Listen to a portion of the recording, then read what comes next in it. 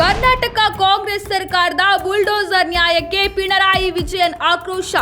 Muslim ಕುಟುಂಬಗಳು ಬೀದಿ ಪಾಲು. ಮಿತ್ರ ಸರ್ಕಾರದಿಂದಲೇ ಸಿದ್ದರಾಮಯ್ಯಗೆ ತೀವ್ರ ಮುಖಭಂಗ.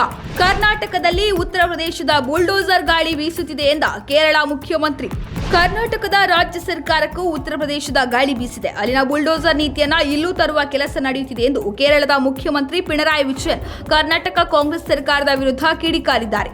ಬೆಂಗಳೂರಿನ ಯಲಹಂಕದ ಕೋಗಿಲು ಲೇಔಟ್ ಬಳಿಯಿರುವ ಮುಸ್ಲಿಂ ಬಾಹುಳ್ಯದ ಫಕೀರ್ ಕಾಲೋನಿ ಮತ್ತು ವಸೀಂ ಬಡಾವಣೆಯಲ್ಲಿ 200ಕ್ಕೂ ಹೆಚ್ಚು ಮನೆಗಳನ್ನು ಕರ್ನಾಟಕ ಕಾಂಗ್ರೆಸ್ ಸರ್ಕಾರ ಧ್ವಂಸಗೊಳಿಸಿರುವ ಬಗ್ಗೆ ಆಕ್ರೋಶ ವ್ಯಕ್ತಪಡಿಸಿರುವ ಕೇರಳ ಮುಖ್ಯಮಂತ್ರಿ ಕರ್ನಾಟಕ ಸರ್ಕಾರ ಬುಲ್ಡೋಸರ್ ನ್ಯಾಯ ಅನುಸರಿಸುತ್ತಿದೆ ಎಂದು ಸಿದ್ದು ಸರ್ಕಾರದ ವಿರುದ್ಧ ಕಿಡಿಕಾರಿದ್ದಾರೆ. ಫೇಸ್ಬುಕ್ನಲ್ಲಿ ಈ ಬಗ್ಗೆ ಬರೆದುಕೊಂಡಿರುವ ಅವರು, ಬೆಂಗಳೂರಿನ ಯಲಹಂಕದ ಕೋಗಿಲು ಗ್ರಾಮದ ಫಕೀರ್ ಕಾಲೋನಿ ಮತ್ತು ವಸೀಂ ಲೇಔಟ್ನಲ್ಲಿರುವ ಮುಸ್ಲಿಂ ವಸತಿಗಳನ್ನು ನೆಲಸಮ ಮಾಡಿರುವುದು ತುಂಬಾ ದುಃಖಕರ ವಿಚಾರ. ಅಲ್ಲಿ ಮುಸ್ಲಿಂ ಕುಟುಂಬಗಳು ಹಲವು ವರ್ಷಗಳಿಂದ ವಾಸಿಸುತ್ತಿದ್ದವು. ಇದೀಗ ಏಕಾಏಕಿ ಬಂದು ಮನೆಗಳನ್ನು ನೆಲಸಮ ಮಾಡಿದ್ರೆ ಅವರು ಎಲ್ಲಿಗೆ ಹೋಗಬೇಕು? ಈ ಚಳಿಯಲ್ಲಿ ಮಕ್ಕಳು, ಮಹಿಳೆಯರನ್ನ ಬೀದಿಗೆ ಹಾಕಿದ್ದಾರೆ ಎಂದು ಆಕ್ರೋಶ ವ್ಯಕ್ತಪಡಿಸಿದ್ದಾರೆ. ಬೆಂಗಳೂರು ಉತ್ತರ ನಗರ ಪಾಲಿಕೆ ವ್ಯಾಪ್ತಿಯಲ್ಲಿರುವ ಕೋಗಿಲು ಬಂಡೆ ಬಳಿ ಬೆಂಗಳೂರು ಘನತ್ಯಾಜ್ಯ ನಿರ್ವಹಣಾ ಸಂಸ್ಥೆಗೆ ಮೀಸಲಿಟ್ಟ ಜಾಗದಲ್ಲಿ ಅನಧಿಕೃತವಾಗಿ ನಿರ್ಮಿಸಲಾಗಿದ್ದ 150ಕ್ಕೂ ಅಧಿಕ ಶೆಡ್ ಹಾಗೂ ಶೀಟ್ ಮನೆಗಳನ್ನು ತೆರವುಗೊಳಿಸಲಾಗಿದೆ. ಕೋಗಿಲು ಬಳಿ ಇರುವ 14.36 ಎಕರೆ ಜಮೀನಿನಲ್ಲಿ ಬೆಂಗಳೂರು ಘನತ್ಯಾಜ್ಯ ನಿರ್ವಹಣಾ ಸಂಸ್ಥೆಯಿಂದ biomethanisation plant, animal rendering, animal inspiration, ತೆಂಗಿನ ಚೀಪು ಸಂಸ್ಕರಣೆ ಮತ್ತು ಸ್ಯಾನಿಟರಿ ತ್ಯಾಜ್ಯ ಸಂಸ್ಕರಣಾ ಸೌಲಭ್ಯಗಳನ್ನು ನಿರ್ಮಾಣ ಮಾಡಬೇಕು ಎಂಬ ಯೋಜನೆಯನ್ನು ಹಾಕಿತ್ತು.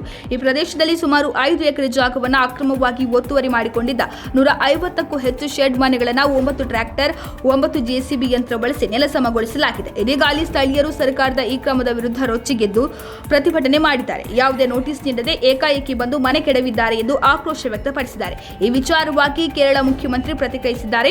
ಈ ಮೂಲಕ ಕರ್ನಾಟಕದಲ್ಲಿ ಸಮಸ್ಯೆಗಳಾದಾಗ ದಯೆ ತೋರದೆ ಕೇರಳದಲ್ಲಿ ಏನಾದರೂ ಸಂಕಷ್ಟ ಎದುರಾದಾಗ ಮೊದಲಿಗನಾಗಿ ನಿಲ್ಲುತ್ತಿದ್ದ ಸಿದ್ದು ಸರ್ಕಾರಕ್ಕೆ ಕೇರಳದ ಮುಖ್ಯಮಂತ್ರಿಯೇ ಈಗ ತಿರುಗೇಟು ನೀಡಿದ್ದಾರೆ. ವಯನಾಡಿನಲ್ಲಿ ಸಂಭವಿಸಿದ ಭೀಕರ ಭೂಕುಸಿತಕ್ಕೆ ಸಂಬಂಧಿಸಿ ಕರ್ನಾಟಕವು ಕೇರಳದೊಂದಿಗೆ ಒಗ್ಗಟ್ಟಿನಿಂದ ಇರಲಿದೆ. ನಾನು ಕೇರಳ ಸಿಎಂ ಪಿಣರಾಯಿ ವಿಜಯನ್ ಅವರಿಗೆ ನಮ್ಮ ಬೆಂಬಲದ ಭರವಸೆ ನೀಡಿದ್ದೇನೆ.